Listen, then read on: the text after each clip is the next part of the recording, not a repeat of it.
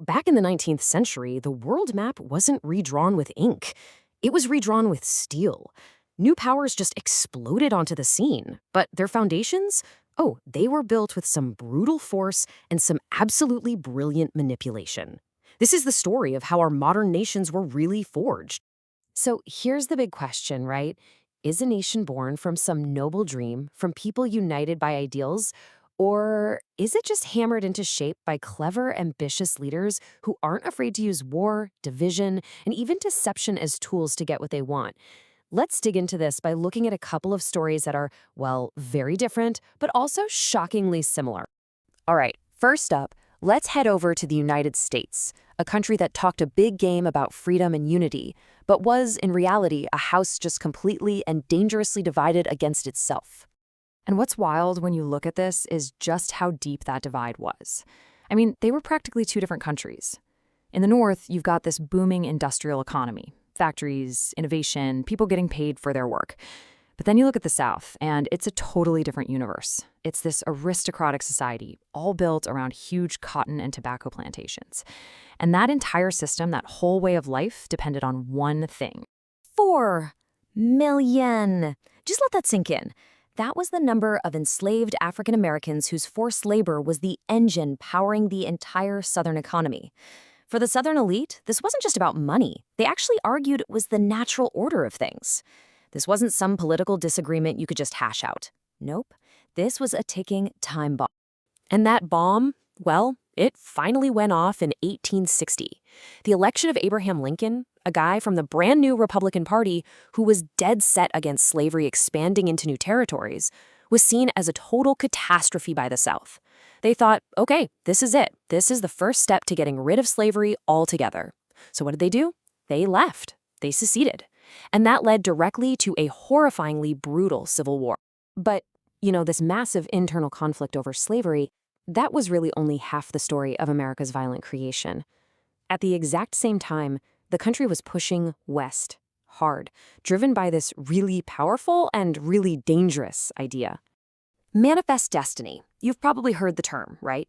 It sounds so grand. The basic idea was that the United States had a God-given right, a destiny, to stretch from the Atlantic to the Pacific. And yeah, this belief fueled an incredible wave of expansion, but it was also the perfect excuse for conquest, for just steamrolling over anyone who happened to be in the way. And this is where we see the dark underbelly of that romantic idea. For Native American nations, the westward march was an absolute disaster. We're talking forced relocations like the infamous Trail of Tears, where thousands upon thousands of people died from starvation and disease. Entire cultures were just shattered.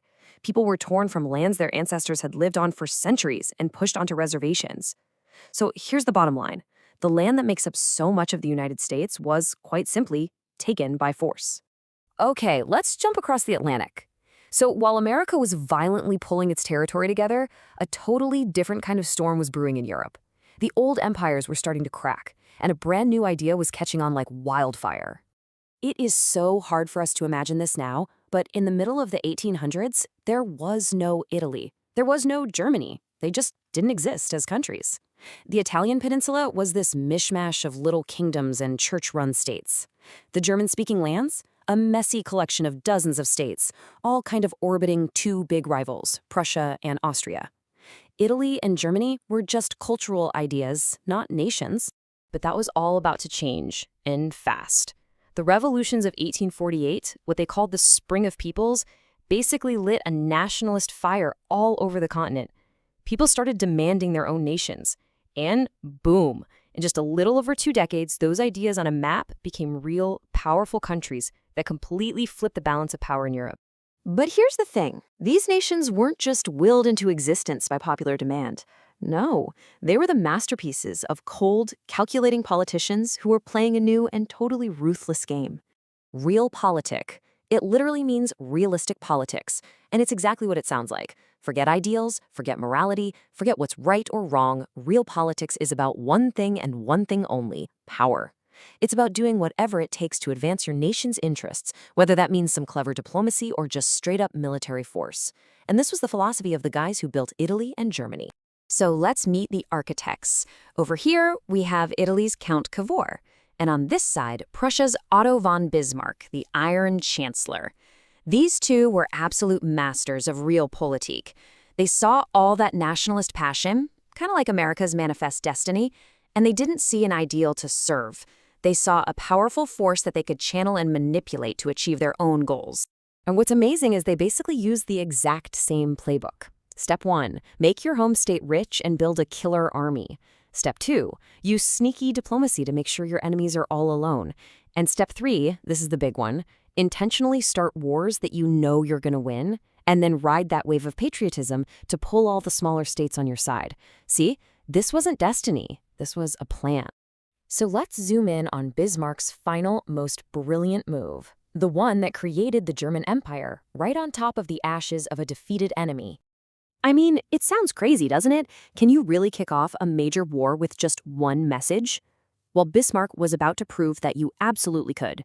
He knew that to get the last few independent German states to join him, he needed a common enemy, an enemy that would scare them into rallying behind Prussia.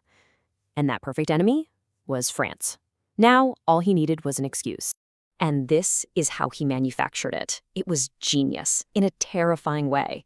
He gets this telegram that describes a totally normal, polite, diplomatic meeting. But Bismarck, he takes out his pen, he rewrites it, twisting the words to make it sound like the French ambassador insulted his king, and the king totally snubbed the ambassador. Then he leaks this fake version to the newspapers. The result? Pure outrage. People in Paris and Berlin went absolutely ballistic. National honor was on the line. The French Emperor Napoleon III was completely boxed in by his own angry public, and he declared war, walking right into Bismarck's trap. And that whole maneuver, it all comes back to this one famous quote from the man himself. Bismarck had zero faith in debates or speeches. For him, the way you actually change the world, the way you build a nation, is with military might, with iron and blood. And he was right. The war was a massive Prussian victory. And in that moment of national triumph, the German Empire was officially born. So what's the big takeaway here? It's that unity always, always has a price. It doesn't matter if it's dressed up in a grand idea like Manifest Destiny or a cold calculation like Realpolitik. The methods end up looking pretty darn similar. For the US, the price was a horrific civil war and the conquest of a continent. For Italy, it meant giving up land to get military help. And for Germany, it meant being born from 3 calculated wars, creating this incredibly powerful, but also deeply militaristic nation right in the heart of Europe. Which leaves us with a pretty tough question, doesn't it? We like to think our world is shaped by diplomacy and noble ideals, but the 19th century shows us that the very nations we live in today were often forged in fire, through manipulation, conquest, and bloodshed. It really makes you wonder, what are the foundations of our world truly built on? Is it our best ideals? Or is it just the brutal realities of power? And maybe more importantly, which one of those is shaping our world right now?